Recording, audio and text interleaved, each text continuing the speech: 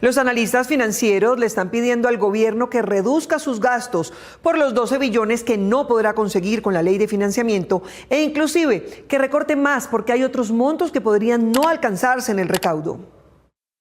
No ha habido decisión sobre ninguna propuesta de monto. Tras la falta de quórum en el Congreso para aprobar el monto del presupuesto general para el próximo año de 523 billones de pesos, varios sectores insisten en una reducción de más de 20 billones y en ajustes al gasto público, restando los 12 billones de pesos que pretende la ley de financiamiento y algo más. Los 12 billones de pesos de la ley de financiamiento, 14 billones de pesos adicionales por gestión tributaria de la DIAN, y unos recursos que provendrían del mejor desempeño económico de algunas empresas del Estado que consideramos que también generan ciertas dudas. Hay que hacer una revisión muy juiciosa del gasto, particularmente de funcionamiento del Estado. Valdría la pena que en este debate que se hace en el Congreso de la República pongan en orden esas metas y definitivamente sinceren las cifras. Antes del 20 de octubre se tendrá que aprobar en el Congreso el presupuesto para el próximo año. De no ser así, el gobierno tiene la facultad de decretarlo. Sin embargo, hay quienes consideran que el plazo para aprobar el monto en primer debate está en cuenta regresiva. Lo que pase de aquí en adelante hasta el 25 de septiembre, que es el plazo que tienen las económicas para aprobar en primer debate el proyecto, es un poco de especulación y hay un poquito también de incertidumbre porque es una situación, digamos, atípica. El llamado que varios think tanks y la academia le ha generado al gobierno es revisar si efectivamente es posible y es viable reducir los niveles de gasto que han sido presentados en este presupuesto general de la Nación. Aunque si el presupuesto se aprueba por decreto, el monto se mantendría en 523 billones de pesos, para los expertos no habría lugar ni voluntad política para que se apruebe la ley de financiamiento. Pues no hay una garantía de que aún con ley de financiamiento pues se logren solventar todas las afugias que hoy se tienen.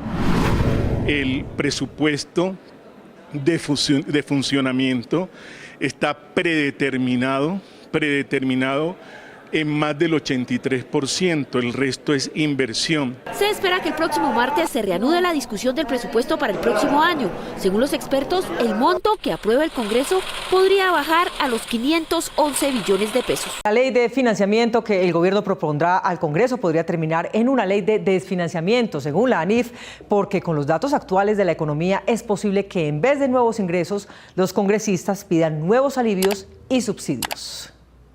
El presupuesto general de la Nación para el próximo año que presentó el gobierno hace unos días ante el Congreso por 523 billones de pesos, el cual está desfinanciado en 12 billones de pesos, deberá ser ajustado desde ya a la baja para cumplir con la regla fiscal, según advierten los tanques de pensamiento económico. Eso es la lista de problemas. Los analistas estiman que con la baja ejecución presupuestal que ha tenido el gobierno, hay espacio para recortar proyectos que aún no se han desarrollado y así evitar que por segundo año consecutivo el gobierno tenga que echar para atrás su presupuesto y hacer un anuncio de recorte. Tendremos que estar muy atentos a esa situación y en ese entendido lo mejor que puede hacer el gobierno finalmente es ajustar ese presupuesto de inversiones que tiene para 2025. Lo ideal sería un recorte de gasto, una disminución de gasto considerable para cumplir la regla fiscal.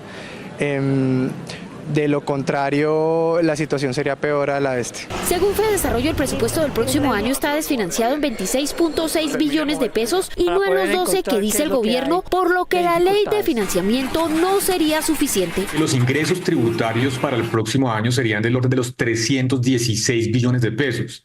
Es un crecimiento del 22% frente al recaudo estimado en este año, muy por encima del crecimiento de la economía.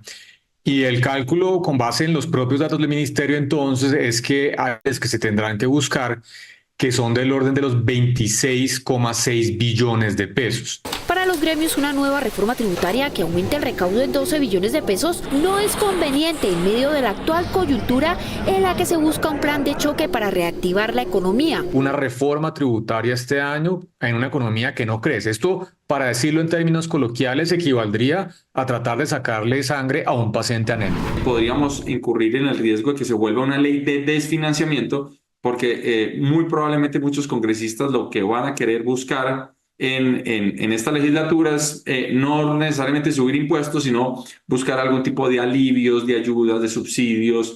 La ley de financiamiento junto con el plan de reactivación económica se presentaría ante el Congreso de la República en septiembre con mensaje de urgencia.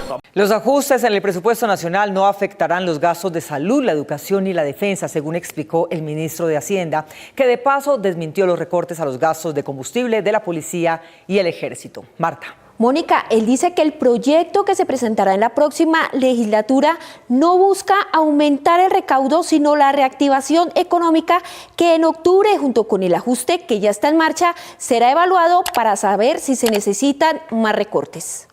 El recorte de 20 billones de pesos anunciado hace unos días por el gobierno para ajustar las finanzas públicas será suficiente por lo menos durante los próximos 4 meses, mientras el próximo 20 de julio se presenta ante el Congreso un paquete de medidas de reactivación económica que se espera mejoren el recaudo en el segundo semestre del año. Para finalizar ajustes. Sin embargo, en entrevista con Noticias 1, el ministro de Hacienda, Ricardo Bonilla, señaló que en octubre se hará un nuevo análisis para revisar si se deben hacer o no más recortes del gasto. Ya en el mes de octubre tendremos que volver a evaluar si el reporte de recaudo que tenemos permite terminar el año o habrá que hacer otro ajuste. Por ahora, el ajuste que hicimos, que es de 20 billones, es suficiente. Asimismo, señaló que para esta fecha se tendrá un nuevo reporte de la ejecución presupuestal de cada entidad del Estado para tomar decisiones. Tenemos que evaluar el estado real de la ejecución y allá los sectores comenzarán a mirar si realmente pueden o no terminar el año. El ministro de Hacienda reiteró que dentro de los recortes no se tocarán los recursos de la salud, educación ni defensa. No vamos a tocar ni la inversión en salud,